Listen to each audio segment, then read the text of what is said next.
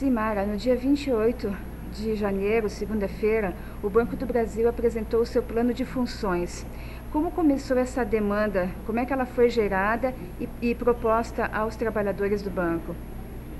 Essa é uma demanda que, na verdade, já é uma conquista histórica da década de 30, consolidada enquanto lei na CLT, uma exceção, na verdade, das jornadas padrão de trabalho de 8 horas para o setor bancário, com uma exceção dentro da lei para os cargos de fidúcia. Então, a estratégia, na verdade, do sistema financeiro, com o passar dos anos,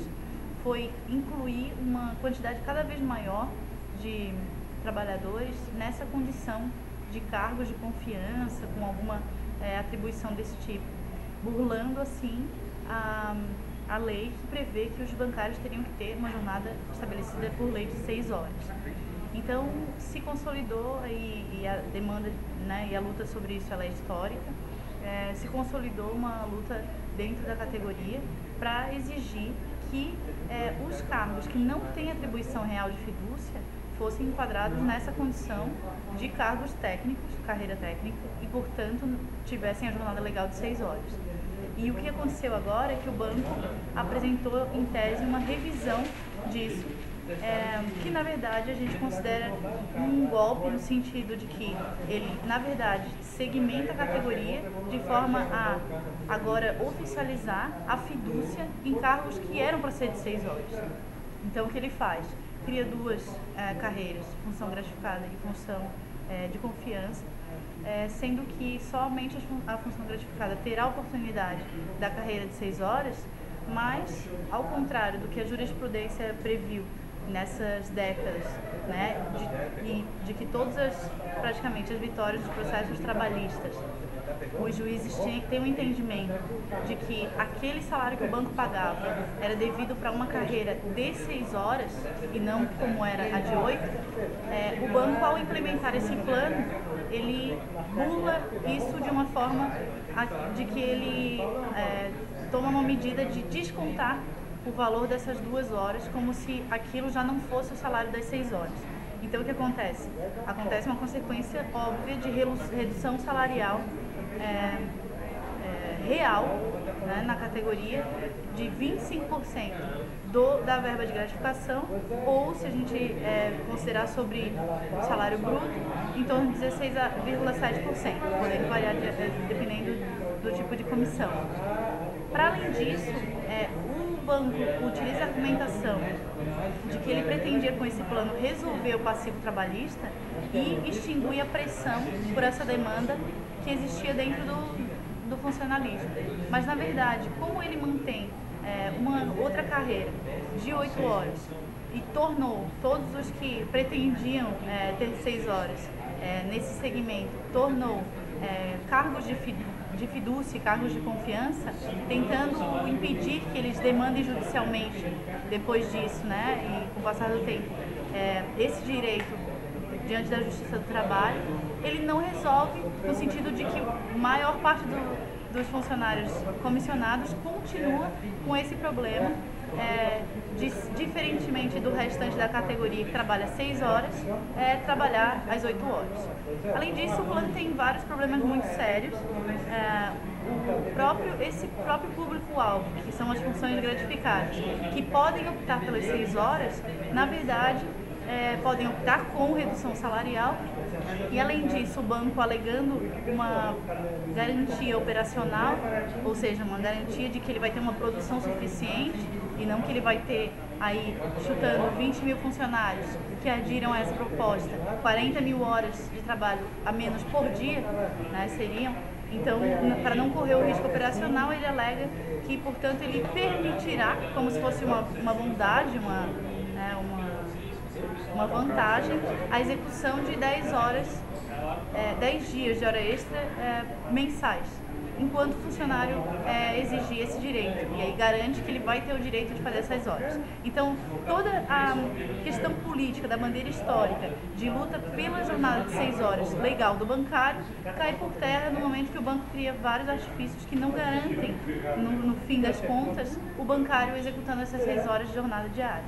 E, Simara, segundo os sindicatos, as pessoas que têm mais tempo de banco serão também as mais prejudicadas, é correto isso? Isso, na verdade, se a gente analisar de acordo com o plano, a gente vai ver que tem um impacto diferenciado aí nos contra-cheques. E aí, pegando mais o que é o que a gente está fazendo essa semana, uma análise real com contra-cheques de funcionários mais antigos, que tem impactos diferentes nas diferentes verbas. Porque além da mudança da nomenclatura dos cargos e atribuições, o banco também alterou a forma como se apresenta isso no contra-cheque, no espelho, né, do funcionário do banco. Então, houve uma fusão de duas verbas, nomenclatura diferenciada para outras, então o contra-cheque ficou numa disposição em que dá para chegar à conclusão de que os funcionários de maior tempo de banco podem ser mais prejudicados. E a partir de agora, vários sindicatos estão fazendo plenárias com os funcionários do banco para avaliar qual vai ser a posição em relação a isso. Como é que continua então essa negociação no momento em que o Banco do Brasil está impondo isso e os trabalhadores agora se articulando para fazer essa luta? Que caminhos aí tem pela frente para barrar essa proposta que já de cara é inaceitável? Não continua, na verdade, negociação, porque a negociação não existiu sobre esse aspecto. A negociação não existiu desde o ano passado. O que aconteceu foi que o que a gente avalia como um erro do movimento sindical, da maioria das correntes do movimento, indicarem a aceitação de uma proposta ano passado, no final da greve, a aceitação de uma proposta que não garantia a não redução da remuneração para os cargos que seriam 6 horas, e já anunciava que seriam apenas para alguns cargos e, portanto, tinha esse caráter de dividir a categoria. Então, o movimento sindical, majoritariamente, indicou a aceitação dessa proposta. O funcionalismo, que é o que hoje está aqui, né, que a gente vai discutir, aceitou e veio para as plenárias dizer que queria aceitar essa proposta, enfim, derrubando, inclusive, a greve dos segmentos mais mobilizados da categoria. E essa proposta acabou que hoje trouxe um problema e uma margem para o banco apresentar impor esse tipo de plano que ataca tão profundamente os trabalhadores. Acontece que Florianópolis foi o primeiro sindicato que marcou a sua plenária para debater com a categoria e, através de articulações e pressão junto à comissão de empresa, conseguiu que se constituíssem as plenárias por todo o país para discussão do plano que vai ser feito durante essa semana. Quanto à mobilização, exatamente esse é o objetivo da plenária, que é ouvir os funcionários sobre o plano, esclarecer dúvidas, juntamente com o corpo jurídico do sindicato, e construir alguma alternativa, que pra gente tem que ser, e a gente defende que seja uma alternativa de luta política, que seja enfrentamento, que seja através de paralisações, inclusive, para que o banco sinta o descontentamento com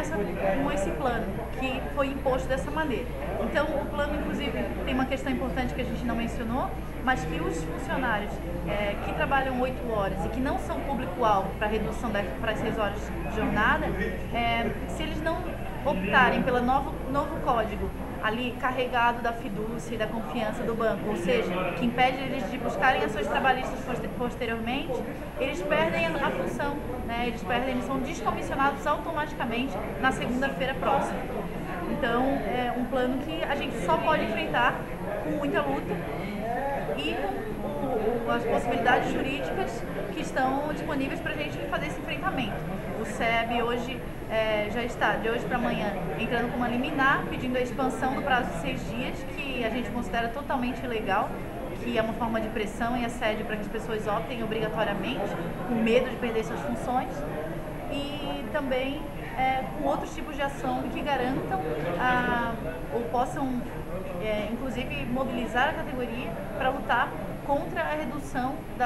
do salário com esse plano de redução de jornada vinculado à redução salarial.